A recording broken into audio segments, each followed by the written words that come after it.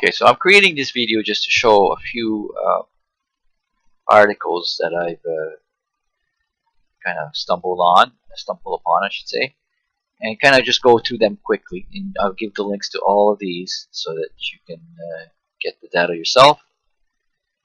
And what this one here was published on the 28th of September 2020. Correlation between 3,790 quantitative polymerase chain reaction positive samples and positive cell cultures, including 1,941 severe acute respiratory syndrome coronavirus 2 isolates. Alright, so let's go. I will skip through and just get to some numbers here because that's the ones that I've stumbled upon. If you go over here, it says that I'm going to highlight it first. Okay, this part here, very key. Can be observed that at a cycle threshold of equal to 25, up to 70% of patients remain positive in culture, and that at a cycle threshold of 30, this value drops to 20%. At 35, the value we use to report a positive result for PCR is less than 3% of cultures. Less than 3% of cultures are positive. This is very, very important because it shows that if they stick to 25 for their cycle threshold, that you would get 70% that are most likely positive on average.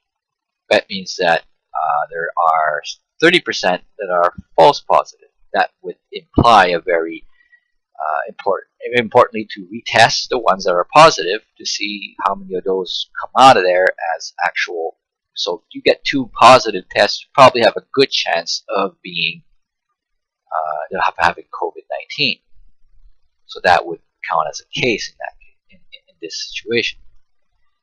So you would think that then all the labs out there in the world, especially here in Canada, would have a cycle threshold of at least 25 and also do a second test to be certain before confirming. So now let's go look at the real data out there. Now this here is from an article. I'll just scroll up quickly. It came out of the Westphalian Times. It says international experts suggest that up to 90% COVID case could be false positive. All right. This was also done in September 25th. And I'll go down. I won't read all of that. You can read it, but I'm just going to go down to the numbers here to show at that time what the labs reported that their cycle threshold were. Okay. So you can see what they're doing here and why are they so high when we just read from another study that was around the same time, an article. So obviously either they didn't get the right instructions, and there is a lot of the data that's being posted out there that is false positive. So what's going on, right? This is not good. Now another thing I want to talk about, this is just for the PCR test at this point. I'm going to change it now to look at if a person is positive. Alright. Let's say that you get the real positive case that you can prove the person is truly positive. In other words, they have COVID. Well, the recovery rate is very high, I've seen. But I'm going to show you something about another one that might blow your mind. This is a actually most recent study, November 20th, which is 2 days ago. Post-lockdown SARS-CoV-2 nucleic acid screening in nearly 10 million residents of Wuhan, China. This is a report from people who, back in January to April, if I'm not mistaken, had the CoV and they basically SARS-CoV-2 and were tested and to see what the results were from that. Right? So let's go look at the abstract. Okay. So I won't read all of that. You can read it for yourself. So between the days of January to April, okay, so the study. But if you look right here, this is where it's very, very clear to me. There were no positive tests among 1,174 close contacts of asymptomatic cases. So in other words, if you're asymptomatic, just like most flus, if you have the virus somehow in you, which people would not know if they have it, because if they don't get sick, they don't get sick.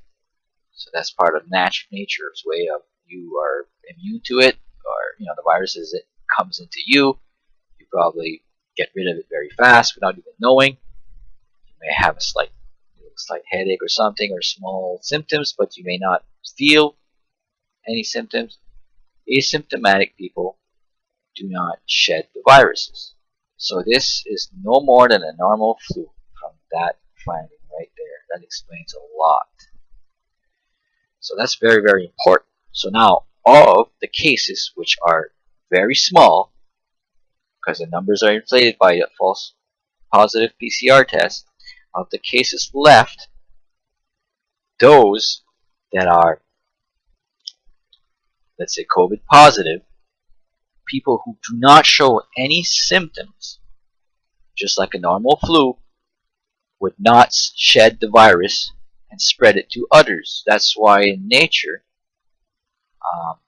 from an evolutionary standpoint, we survive all these years, is that you stay away from people who are sick, or people who are sick kind of stay away from people who are not sick, not to give their flu or their germs to them, right? It's just normal common sense. So I'll leave it at that.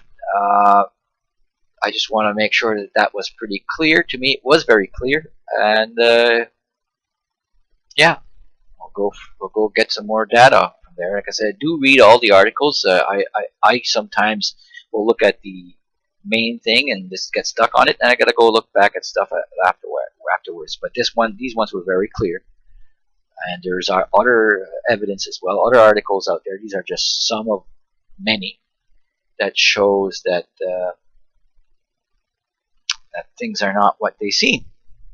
Have a great day.